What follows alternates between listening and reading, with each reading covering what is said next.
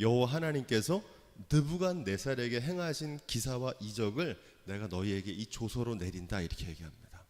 이 느부갓네살은 하나님이 행하신 기사와 이적을 세 가지를 체험합니다. 그 첫 번째가 2장에 나오는데 기억하시죠?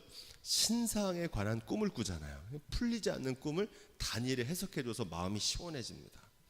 이 꿈은 어떤 꿈이었습니까? 장래일, 앞으로 그 제국이 흥망성쇠를 통해서 모든 것이, 세상에 믿었던 모든 것이 무너져 내린다는 그런 꿈과 계시를 봤어요. 두 번째로 3장에 나오는데 금신상을 만들었잖아요. 그 금신상을 만들어 놓고 거기에 절하지 않으면 극렬히 타는 풀무에다 집어넣는다 그랬는데, 다니엘과 세 친구가 그 극렬히 타는 풀무에서도 구원받는 모습을 보고서 야, 하나님이 정말 진짜 하나님이시구나라는 사실을 체험하게 됐잖아요. 근데 오늘 말씀은 어떤 거냐면 자기가 직접 체험을 해요. 점진적으로 믿음이 깊어져 갑니다. 그래서 마침내 이 세 번째까지 경험을 한 다음에 하나님 앞에서 항복을 해요. 아, 하나님 진짜 하나님이시구나. 느부갓네살의 조서이지만 내용을 잘 살펴보면 느부갓네살이 항복 선언한 겁니다. 하나님 앞에. 이걸 다른 말로 바꿔서 하면 뭐라고 그러냐? 느부갓네살의 간증이다 이렇게 말합니다. 간증. 여러분, 간증이 어떤 겁니까? 내가 만난 하나님을 다른 사람에게 전하는 거잖아요. 이 간증이 되기 위해서는 뭐가 필요하냐? 따라해 보겠습니다. 신앙 고백. 우리 신앙 고백하면 사도신경 신앙 고백만 생각하는데, 그거는 우리가 다 같이 고백하는 내용을 정리해 놓은 거고, 우리의 삶에서 체험하는 하나님에 대한 체험이 우리의 삶의 신앙의 고백이 되는 줄로 믿습니다. 신앙은요, 반드시 우리의 삶에서 체험할 때 확신을 갖게 됩니다. 이 체험이 뭐가 되냐? 고백이 됩니다. 고백. 다윗이 주님을 뭐라고 고백합니까? 주님은 나의 목자십니다 그러잖아요. 그게 다윗이 신앙 고백이에요. 여러분들에게도 삶에서 체험을 통해서 나만의 신앙 고백, 주님이 나에게 누구시다 고백할 수 있는 그 간증이 있기를 주님의 이름으로 부탁을 드립니다. 가장 좋은 전도는 뭐냐면 내가 만난 하나님, 내가 체험한 하나님, 내가 경험한 신앙 고백을 다른 사람에게 전하는 겁니다. 그거면 충분해요. 그게 바로 간증이고, 오늘 말씀에 느부갓네살이 내게 행하신 기사와 이적, 하나님이 내게 행하신 기사와 이적을 내가 이제 전하지 않을 수 없다. 그래서 백성들에게 전하는 거예요. 이 체험이 없는 신앙은요, 추상적이 됩니다. 그래서 신앙생활 오래 해도 체험이 없는 사람들은 이론은 강한데 지식은 많은데 실제로 능력이 없어요. 체험해보지 않았기 때문에 흔들리거든요. 그런데 또 지나치게 체험만 강조하는 신앙은 어떻게 되냐면은 맹목적이 될 수 있어요. 그러니까 체험을 했는데 뜨거운 신비 체험도 하고 병고침 체험을 했으면 거기서 끝나면 안 되고 말씀으로 잘 양육받아 가지고 하나님이 어떤 분이신지에 대해서, 그래서 신앙적인 지식도 필요하고 동시에 뭐도 필요해요? 체험도 필요해요. 오늘 말씀에 이 느부갓네살은 뭘 한 겁니까? 체험한 거예요. 하나님을 자기가 직접 체험한 거예요. 오늘 그런 말씀입니다. 자, 그런 맥락에 다들 7절 시작. 오늘 말씀해 보니까 나 느부갓네살이 내 집에서 편히 있었고 또 평강이 거할 때 그랬다 이렇게 얘기합니다. 바벨론 느부갓네살은 전쟁을 치르러 원정을 나갔었어요. 그래서 애굽하고 큰 전쟁을 치르고 세계를 제패하는 전쟁을 하고 이제 평정을 하고 대제국을 이루고 이제 집에 돌아와서 쉬고 있는 때였어요. 그러니까 평안한 때였단 말입니다. 시험은 언제 오느냐? 많은 사람들이 고난이 있고 어려운 일이 있을 때만 시험이라고 생각하는데, 평화롭고 모든 일이 형통하고 안정적이라고 생각했을 때 시험이 찾아온다는 사실을 여러분 기억하셔야 됩니다. 고린도서 10장 12절에 보면 이런 말씀이 있어요. 그런즉 선줄로 생각하는 자는 넘어질까 조심하라. 내가 일어섰다고 했을 때 아무 탈이 없고 이제 걱정이 없다고 생각할 때가 조심해야 될 때라는 겁니다. 왜냐하면 그때 마음이 높아져요. 우쭐해지는 거예요. 여러분 잘 아시는 다윗 왕이 밧세바에게 범죄할 때가 언제였냐면 사무엘하 11장 2절에 보니까 이렇게 되어 있어요. 저녁 때 다윗이 그 침상에서 일어나 왕궁 지붕 위를 거닐다가, 그러니까 다윗이 광야에서 시험 든 게 아니에요. 고난이 있을 때는 하나님을 더 붙들고 의지했는데 암몬과의 큰 전쟁에서 대승을 거두고 평안하게 왕궁에 거할 때 뭐가 찾아왔어요? 시험이 찾아왔다는 사실이에요. 신명기 8장 11절로 14절 번성하며 내 은금이 증식되며 내 소유가 다 풍부하게 될 때에 두렵건대 내 마음이 교만하여 내 하나님 여호와를 잊어버릴까 하노라. 아멘. 모든 게 다 잘 될 때 마음이 어떻게 돼요? 교만해져 가지고 어떤 일을 저지릅니까? 하나님을 잊어버리는 거예요. 애굽 땅에 종되었을 때 광야를 통과해서 지금 이 약속의 땅까지 인도해 들이신 그 하나님을 잊어버릴까 조심하라는 거예요. 또 두렵건대 내가 마음에 이르기를 내 능과 내 손의 힘으로 내가 이 재물을 얻었다 할까 하노라. 내 하나님 여호와를 기억하라. 그가 내게 재물 얻을 능을 주셨음이라. 아멘. 여호와를 기억하라는 말은 뭐냐면 하나님의 은혜를 기억하라는 거예요. 언제? 모든 게 형통하고 잘 되고 얻게 되었을 때. 왜 이 말씀을 강조하냐면 이렇게 넘어지는 사람이 많기 때문에 그렇습니다. 어려울 때는요, 그래서 제가 이 어려움만 극복하고 잘 되게만 하시면은 정말 하나님께 귀한 헌신으로 드리겠습니다, 이런 결단을 많이 하는데 10명 중에 9은 오늘 말씀에 나오는 이스라엘 백성처럼 그게 하나님의 은혜라는 걸 잊어버리고 일어섰다고 했을 때 넘어져 버려요. 그리고 오늘 말씀에 나오는 이 느부갓네살처럼 내 집에서 편히 평강하게 거할 때 그 시험에 넘어지는 일이 많다는 겁니다. 8절부터 9절 계속해서 읽어보겠습니다. 8절 9절 시작. 거룩한 신들의 영이 함께하는 자야, 이렇게 얘기하는데 사실은 다니엘을 잘 모르고 있는 겁니다. 다니엘은 뭐라고 얘기하냐면 분명히 얘기했어요. 앞에서 2장에서도 이 꿈에 대한 해석은 누가 하신다는 거예요? 오직 하늘에 계신 하나님이 하실 것이다, 이렇게 간증하거든요. 끊임없이 다니엘은 하늘에 계신 하나님께 영광을 돌리는데 느부갓네살은 하늘에 계신 하나님은 모르고 자꾸 뭐라고 그러냐면 거룩한 신들의 영이라고 얘기를 해요. 여기 아주 중요한 의미가 있습니다. 사람의 초점을 맞추면요, 그 속에서 역사하시는 하나님이 안 보입니다. 그러니까 지금 다니엘이 하는 꿈풀이에만, 그 신통방통한 능력에만 관심이 있지 그 속에서 역사하시는 하나님이 안 보이는 거예요. 병고침을 위해서 하나님 이 문제를 해결해 달라고 주님께 막 기도하는데 이 병고침과 기적에 대해서만 관심을 가지면 이 기적을 이루시는 분 하나님에 대해서는 보지 못할 수 있다는 사실입니다.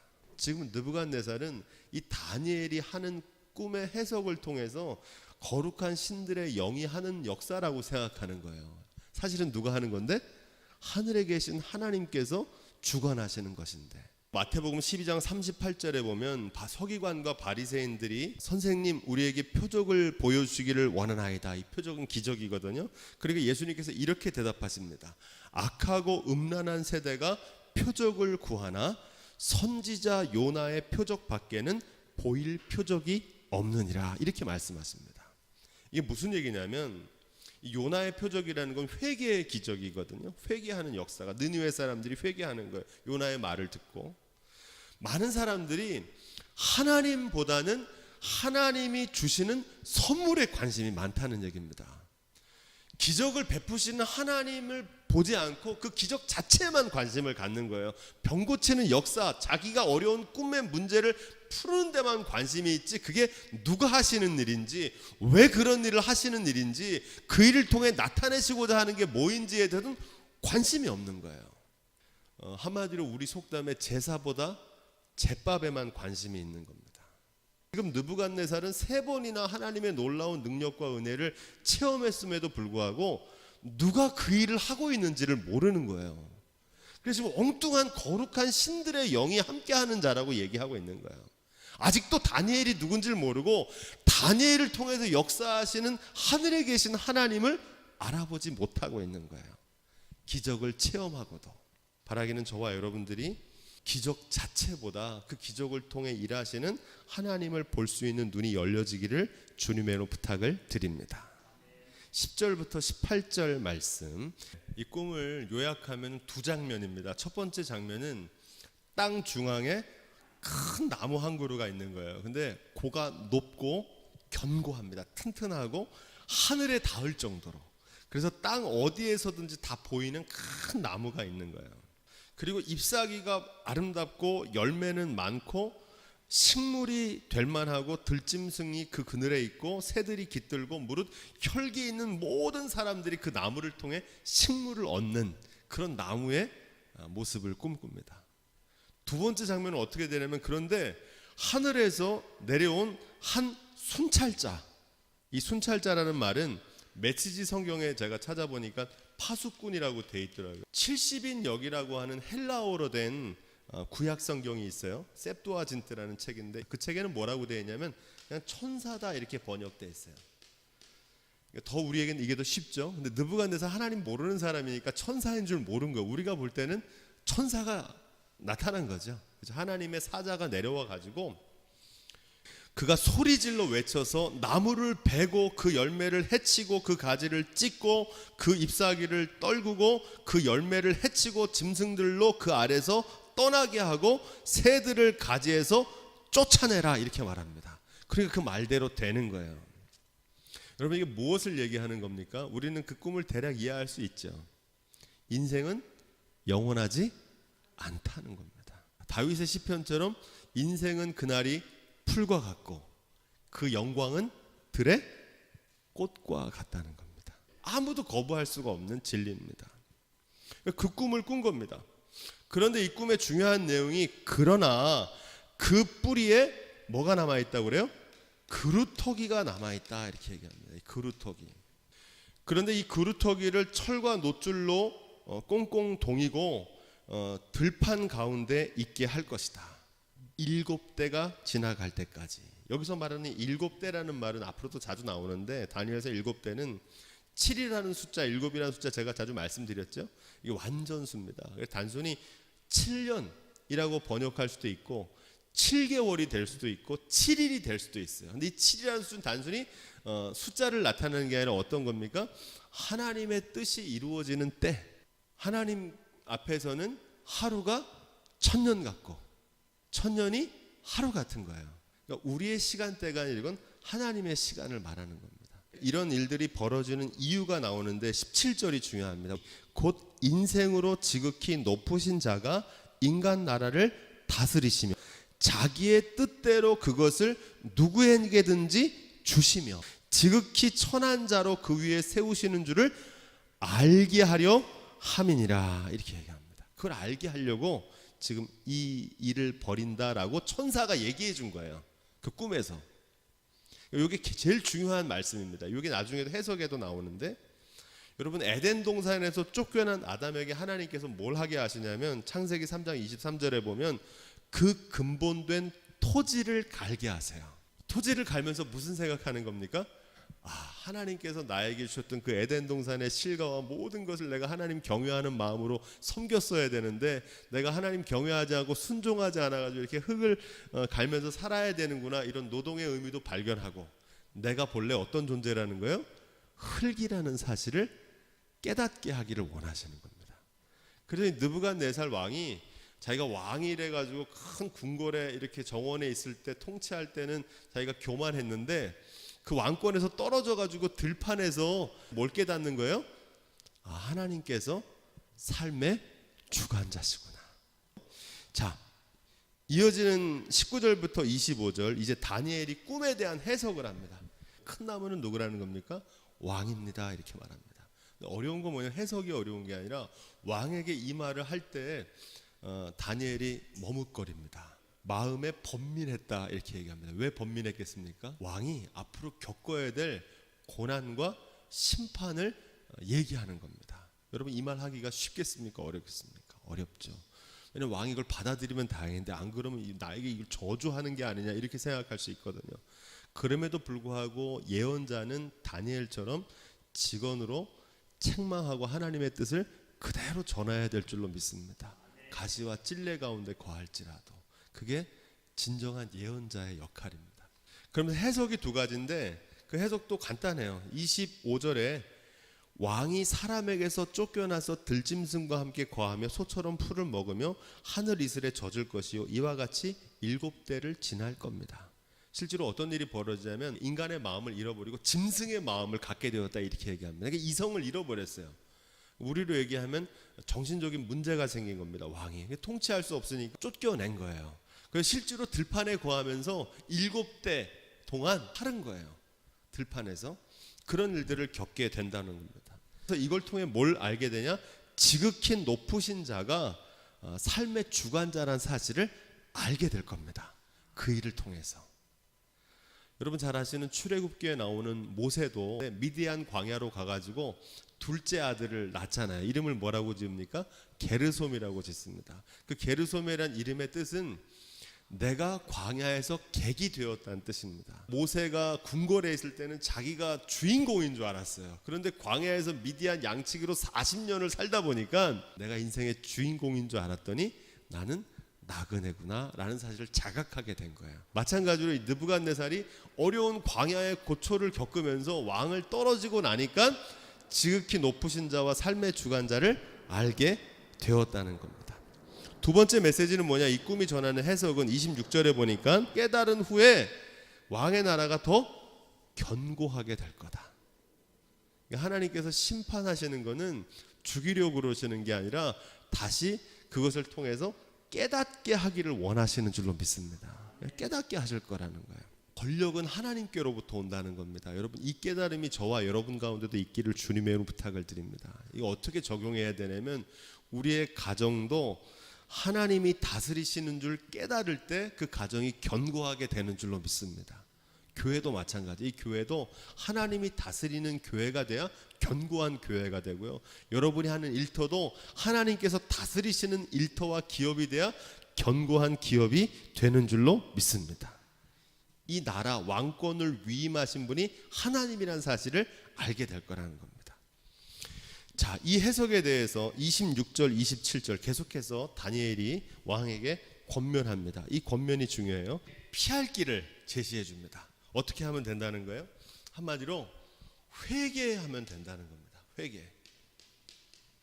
회개하면 산다는 거예요. 회개의 방법을 뭐라고 얘기하냐면 죄를 속하라 이렇게 얘기합니다. 죄악을 속하라. 죄악을 속하는 방법을 두 가지로 얘기하죠. 공의를 행하고 또 뭐 하라고 그래요?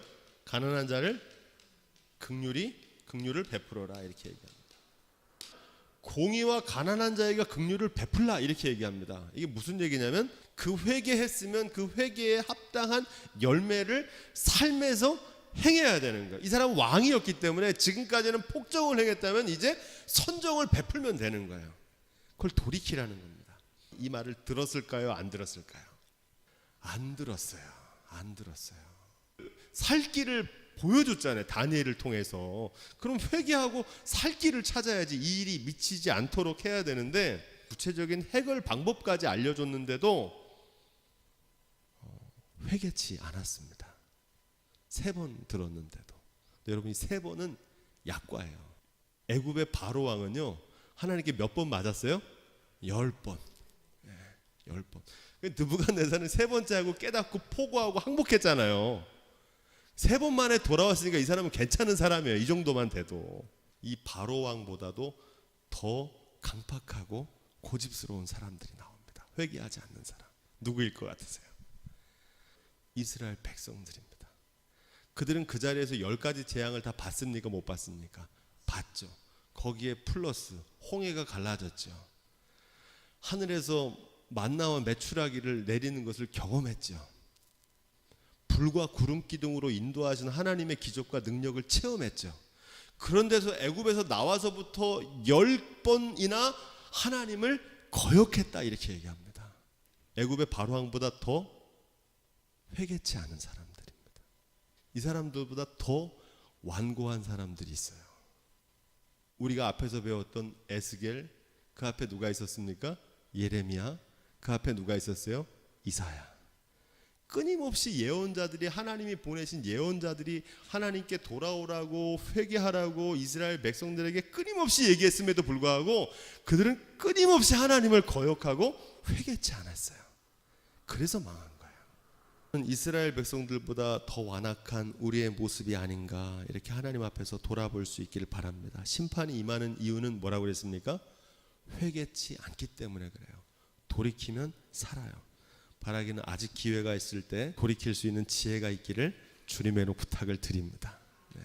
28절로 33절, 앞서 말씀드린 대로 회개했으면 되는데 회개하지 않았죠. 그래서 이 모든 일이 다 나 느부갓네살에게 임했다, 이렇게 얘기합니다. 하나님께서 예언하신 말씀이 성취된 거예요. 여러분, 축복만 성취되는 게 아니라 심판도 성취됩니다. 회개하지 않으면. 12달이 지난 후에 이렇게 나오는데, 이 12달은 앞에서 말했던 것처럼 7때처럼 단순히 12달, 1년 365일이라는 의미도 있지만 12이라는 숫자는 만수라고 그랬죠. 때가 찬 거예요. 때가 찬 거예요. 하나님께서 느부갓네살에게 미리 경고하시고 돌이킬 수 있는 기회를 주셨는데 12달이 지난 다음에 경고의 메시지를 듣고 회개치 않으므로 예언이 성취된 거예요. 꿈이 이루어진 거예요. 실제로 삶 속에서. 그래서 이걸 한마디로 뭐라고 그러냐, 자업자득이다, 이렇게 얘기합니다. 자기가 돌이켰으면 되는데 자기 벌을 자기가 받는 거예요.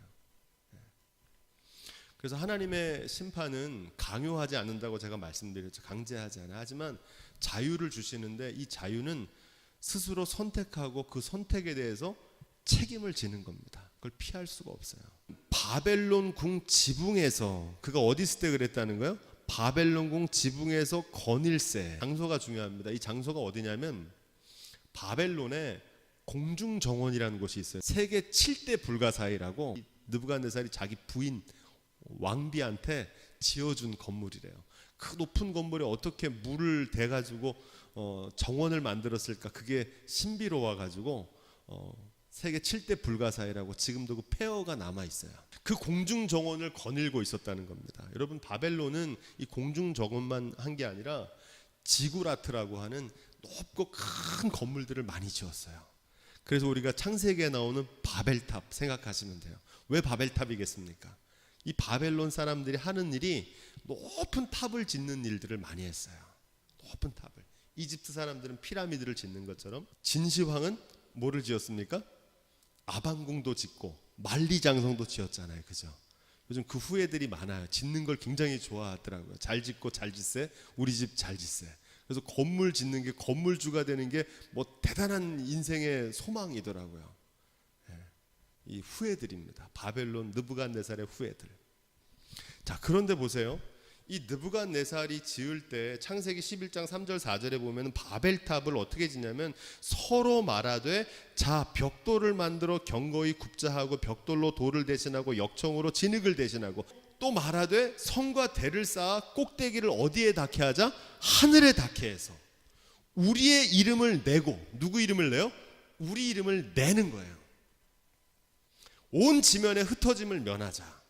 지난 시간에 배웠죠. 이런 모습을 뭐라고 그랬습니까? 발악이라고 그랬죠. 발악. 최후의 발악. 발광이라고. 세상이 영원하지 않다는 걸 깨닫고 세상에 뭘 좀 남기고 싶은 거예요. 위대한 거를. 그런데 여러분, 아방궁이 남았습니까? 안 남았습니까? 어디 있는지도 몰라요. 만리장성이 진시황의 나라를 지켜주지 않았어요. 내란으로 망했다고 그랬죠. 세상에 남겨둘 수 있는 건 아무것도 없어요. 그 바벨론 궁에서 공중 정원을 착 거닐면서 내가 세상을 통일했고, 뭐라고 얘기하면 그 말이 더 기가 막혀요. 내가 능력과 권세로 이 바벨론을 건설하여. 누가 건설했다는 거예요? 내가. 나의 도성으로 삼고 이것으로 내 위에 위엄의 영광을 나타낸 것이 아니냐 하였더니. 그런데 어떤 일이 벌어지냐면 31절이 중요합니다. 시작. 이 말이 오히려 나 왕의 입에 있을 때, 말이 다 끝나기도 전에 그 꿈이 이루어지는 거예요. 그리고 갑자기 정신이 혼미해지면서 왕이 마음을 빼앗기고 쫓겨나가지고 들판으로 가는 그 일이 벌어진 거예요. 뭐 할 때? 그 말이 아직 입에 있을 때. 여러분, 여기서 아주 중요한 것을 깨닫게 됩니다. 하나님께서는 우리를 어떻게 심판하신다고 그랬어요? 말대로 심판하십니다. 사무엘상 2장 3절에 보면 심히 교만한 말을 다시 하지 말 것이며 오만한 말을 너희 입에서 내지 말지어다. 여호와는 지식의 하나님이시라 행동을 달아보시느니라. 아멘. 하나님 뭘 보신다고요? 말을 보신다는 거예요. 말을.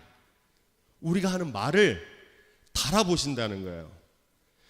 야, 내가 이렇게 바벨론을 통치하고 이렇게 모든 걸 다 이루었다 하고 하는 말이 입에서 끝나기도 전에 하나님의 심판이 이루어졌다는 얘기입니다. 마태복음 12장 37절 예수님이 이렇게 말씀하십니다. 내 말로 의롭다함을 받고, 따라해 보겠습니다. 내 말로 정죄함을 받으리라. 뭘로 결정돼요? 말로. 왜 그렇습니까? 말에서 위기의 순간에 툭 하고 던지는 말에 나의 중심이 담겨 있거든요. 그 말을 심판하시는 거예요. 그래서 말이 중요합니다. 왜냐면 우리 신앙의 변화는 뭐가 변하는 거예요? 말이 변하는 거예요. 말이. 하나님의 말씀을 자꾸 듣고 좋은 기도의 말을 많이 하면 우리의 말이 바뀌고, 우리의 말이 창조의 능력이 있어서 그 말한 대로 교회가 바뀌고, 가정이 바뀌고, 자녀들이 변화되고, 우리의 삶이 바뀌게 되는 줄로 믿습니다.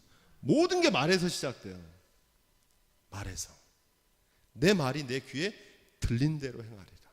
34절 35절 그 기한이 참에 나 느부갓네살이 하늘을 우러러봤다 이렇게 얘기합니다. 그 기한은 우리 아까 얘기했던 7대 하나님의 때가 광야에서 고난의 때가 끝난 거예요. 기간이 중요한 게 아니라 뭘 깨달은 겁니까? 아, 하나님이 삶의 주관자시구나. 진짜 깨달았으면 좋은데, 그죠? 진짜 깨달았으면 좋잖아요. 근데 늦게라도 깨달았으니까 다행이에요. 느부갓네살이 하늘을 우러러 보았다 이렇게 얘기합니다. 하늘을 우러러 보았다는 얘기가 무슨 뜻이냐? 하나님을 경외했다는 겁니다. 하늘을 우러러 보는 겁니다. 그동안 느부갓네살은 뭐만 보고 살았어요? 땅만 보고 살았거든요. 근데 이제 하늘을 보게 된 거예요. 야, 내가 하늘을 보니까 정말 미미한 존재구나. 내가 연약한 존재구나. 죽을 수밖에 없는 존재구나 라는 사실을 깨달았어요. 자기 뜻대로 행하시나니 누가 그의 손을 금하든지 혹시 이르기를 내가 무엇을 하느냐 할 자가 없도다. 하나님께서 우리의 생사화복을 주관하시는 분이신 줄로 믿습니다. 열면 닫을 자가 없고 닫으면 열 자가 없어요. 사실 억울할 것도 없고 자랑할 것도 없어요. 우리 인생은 그냥 왔다 가는 거예요. 흙이기 때문에 사는 게 그냥 은혜예요. 이것을 빨리 깨닫는 게 지혜입니다. 그러면 하루하루를 어떻게 살게 되면 감사하며 기뻐하며 살게 돼 있어요. 어려울 때는 삶의 주관자 주님께 기도하고 깨닫게 해달라고. 그럼 또 은혜로 깨닫게 되잖아요. 그루터기는 남으니까. 잘 될 때는 어떻게 해요? 찬양하고 영광 돌리고 할렐루야. 그렇게 살다 가는 거예요. 뭘 지구라트 같은 걸 높이 쌓고 집을 짓고 뭐 건물을 짓고 이름을 유명하게 하고 아무 부질없는 일들을 하는 거예요. 사실은 지금 그 얘기를 하고 있는 겁니다. 빨리 깨닫는 지혜가 있기를 주님의 이름으로 부탁을 드립니다. 다행이에요. 이 느부갓네살은 지혜로워요. 3번 만에 깨달았잖아요. 아직 그루터기가 남아있다면 그 그루터기를 통해서 주님의 은혜를 깨달을 수 있기를 주님의 이름으로 부탁을 드립니다. 36절 37절 말씀, 마지막 말씀입니다. 시작. 그 동시에 총명이 돌아왔다 이렇게 얘기합니다. 그러니까 하나님을 깨닫고 하나님을 경외하고 찬송하는 순간에 뭐가 돌아왔어요? 총명이 돌아온 거예요. 삶은 어디서 나오냐면 내 영혼이 잘된 같이 범사가 잘되고 강건해지는 줄로 믿습니다. 그러니까 하나님을 경외하면 총명이 돌아와요. 그래야 왕권도 돌아오는 거예요. 예. 근데 사람들이 영혼에는 관심이 없고 마음에는 관심이 없고 온통 어디에만 관심이 있냐면 범사에만 관심이 있고 강건하는 데만 관심이 있는 거예요. 로마서 10장 10절에 바울이 이렇게 얘기해요. 사람이 믿음으로 믿어 의에 이르고, 따라해 보겠습니다. 입술로 시인하여 구원에 이르리라. 아멘. 그렇죠? 지금 입술로 시인하는 순간 구원이 열린 거예요. 다시 왕권이 회복된 거예요. 하나님 이걸 깨닫기를 원하시는 거죠. 그 말씀이 어떻게 이어지냐면 누구든지 주의 이름을 부르는 자는 구원을 얻으리라. 여러분, 주여 주여 입술로 부르란 얘기가 아닙니다. 위기의 순간 누구 이름을 부르냐는 겁니다. 하나님을 경외하는 사람은 하나님을 의뢰하고 신뢰합니다. 그래서 하나님의 이름을 부르게 돼 있어요. 그런데 하나님을 의지하지 않는 사람은 다른 이름을 불러요. 자기가 의지하는 이름을 부른다고요. 고난과 시련을 통해서 왜 하나님을 경외하는 믿음을 주시냐, 이건 꼭 기억하셔야 됩니다. 지극한 위세를 더해 주셨다, 이렇게 얘기합니다. 그죠? 하나님께서 왜 이거를 깨닫게 하시냐면 뭐 하시려고 그러는 거예요? 마침내 복을 주시려고 그러는 거예요. 하나님을 경외하는 믿음을 갖게 하셔서 마침내 하나님을 경외하는 믿음에 가진 사람에게 주시는 복을 주시길 원하시는 거예요. 여러분, 이 복을 받으시기를 주님의 이름으로 축원드립니다. 그래서 광야를 통과하더라도 하나님을 경외하는 믿음을 가지면 이 복이 돼요. 그래서 지극한 위세가 더해졌다는 거예요. 무릇 교만하게 행하는 자를 그가 능히 낮추심이라. 오늘 말씀의 결론입니다. 가장 무서운 죄는 교만입니다. 제가 누누이 강조하는 것 가운데 하나가 말하고 또 하나는 뭡니까? 교만입니다. 사실 제가 강조하는 게 아니라 성경이 강조하는 거예요. 오늘 말씀은 뭐에 대한 얘기냐면 교만했던 느부갓네살을 하나님께서 낮추신 거예요. 교만한 자는 대적하시고 겸손한 자에게 은혜를 베푸시는 주님인 줄로 믿습니다. 인생은요, 자랑할 게 없어요. 교만하면요, 백전백패예요. 결코 교만한 말을 해서는 안 돼요. 여러분, 교만이 뭘로 드러나면 말로 드러나요. 교만한 사람들은 말로 해요. 신앙은 말의 변화인데 바라기는 저와 여러분들이 생명과 건강, 물질과 성공, 명예와 권세를 주시는 하나님을 기억하며 오직 삶의 주관자이신 하나님께 입술로 찬송과 영광을 돌리는 삶이 될 수 있기를 주님의 축원드립니다. 기도하겠습니다.